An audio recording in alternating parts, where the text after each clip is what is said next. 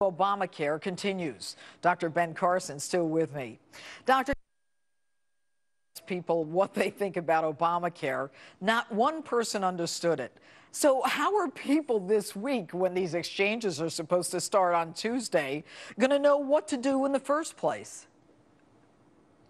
Well, you know, this is symptomatic of government programs. I mean, you look at our tax structure. No one fully understands that either. The government can get anybody on a tax issue. The same thing now with our health care issues, and particularly with the IRS in charge of enforcement. You can imagine the havoc that's going to be wreaked there. And it really tells us we do need health reform. There's no question about that. We spend twice as much as the next closest nation on health care, have horrible access problems, and lots of inefficiencies. This is easy to fix. You know, I've got a stack of things on my desk a foot high. How would you fix it? Well, first of all, what do you need for good health care? You need a patient and you need a health care provider. Along comes the middleman to facilitate the relationship. Now it has become the primary entity with the patient and the healthcare provider at its beck and call.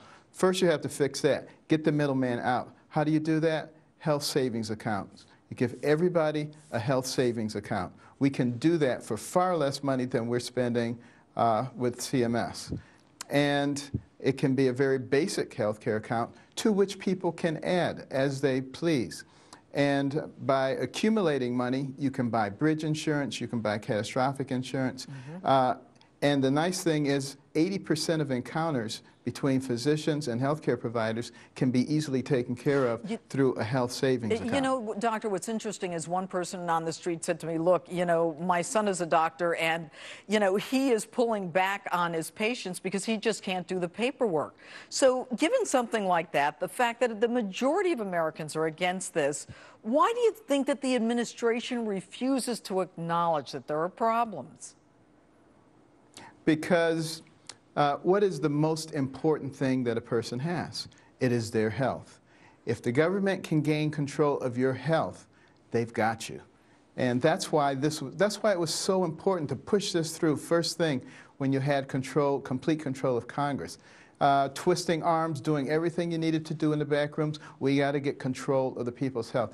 Totally antithetical to the founding principles of this nation, where people were, it was supposed to be for of and by the people. You were supposed to have control of your own life. Now the government has insinuated itself into the most important part of your life, and they will continue to insinuate And as themselves. you say, doctor, I mean, with the IRS, which we know has been targeted with going after the political opponents of this administration, if you have to get approval from these people, or if they're involved in this in any way, shape, or form, I mean, that is a frightening thought. But doctor, if the unions are getting waivers, shouldn't the American people be able to do the same?